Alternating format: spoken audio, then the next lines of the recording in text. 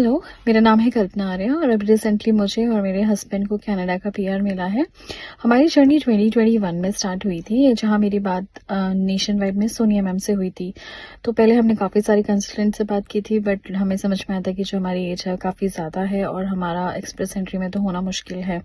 तो सोनिया मैम ने हमें समझाया कि नहीं, आपकी जो प्रोफाइल है कंस्ट्रक्शन के हिसाब से एसआईएनपी के लिए बहुत अच्छी है, सस्कैचुअन के लिए, क्योंकि वहाँ ऑन डिमांड चल रहा था कंस्ट्रक्शन और हमारा जो नॉकआउट था वो भी ऑन डिमांड था। तो वहाँ से फिर हमें होप हुआ और हमने अप्लाई करना शुरू किया। फिर हमने अप्लाई करने के बाद 2021 में किया था और जो हमारा नोटिफिकेशन ऑफ इंटरेस्ट आया था वो अगस्त 2023 में आया था। तो उसके बाद जो हमारी फाइल थी वो गीतांजलि मैम के पास हुई थी। Thank you Geetanjali ma'am. और गीतांजलि मैम के साथ जो हमारा एक्सपीरियंस रहा वो बहुत ही स्मूथ और बहुत ही पेशेंटली सब कुछ गया, क्योंकि गीतांजलि मैम को बहुत अच्छा नॉलेज है डॉक्यूमेंट्स का, उसकी फॉर्मेटिंग कैसे करनी है, किस फॉर्मेट में वो डॉक्यूमेंट होना चाहिए, कौन कौन से डॉक्यूमेंट्स होना चाहिए।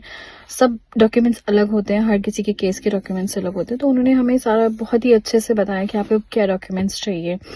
तो वहाँ पे भी हमारा जो एक्सपीरियंस था बहुत ही बढ़िया गया, क्योंकि हमें था कि पता नहीं डॉक्यूमेंट्स कंसल्टेंट जो होते हैं वो बहुत सारे ऐसे हैं जो डॉक्यूमेंट्स का जो उतना नॉलेज नहीं होता है, बट गीतांजलि मैम को बहुत ही प्रिसाइज नॉलेज था। उन्हें पता था कि कौन से डॉक्यूमेंट्स किस फॉर्मेट में जाएगा। तो वो हमेशा पेशेंटली हमारे साथ रही। हमें तो होता था कि अब आएगा अब आएगा, हम बहुत इम्पेशेंट थे, बट फिर भी उन्होंने सारा कुछ बहुत ही स्मूथली किया और हमारे सारे डॉक्यूमेंट्स हमें सबमिट किए। और फाइनली हमारा जो सितंबर 2023 में हमने सारे डॉक्यूमेंट सबमिट किए थे और जो हमारा नॉमिनेशन आया था वो आया था 2024 सितंबर में। तो पूरे एक साल बाद हमारा नॉमिनेशन आया था। उस बीच गीतांजलि मैम पूरा हमारे साथ ही थी और हमेशा हर अपडेट देना कि आ रहा है नहीं आ रहा है, सब कुछ वो उन्होंने बहुत ही अच्छे से किया।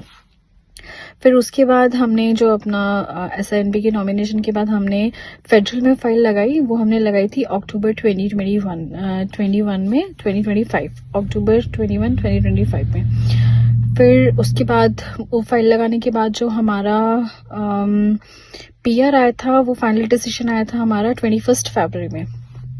फाइनली जो पीआर का डिसीजन आया था।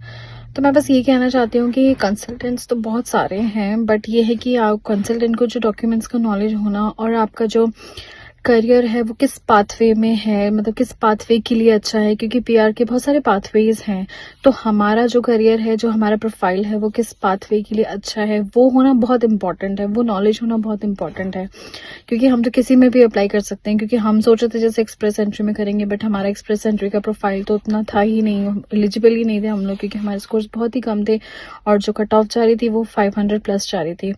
तो वो एक हमें करियर पाथवे देना कि नहीं आप इस वाले पाथवे से जाओ, तो वो बहुत इंपॉर्टेंट होता है किसी भी कंसल्टेंट को बताना सही से। जैसे कि मैंने भी एक और मेरे ब्रदर ने भी, अभी मैं उस कंसल्टेंसी का नाम नहीं लेना चाहूँगी, बट उन्होंने कहीं से अप्लाई किया था अपना स्टडी परमिट, वहाँ से उसको मिसरिप्रेजेंटेशन के लिए आया था। तो वो चीज़ बहुत इंपॉर्टेंट होती है कि आप कैसे कर रहे हो।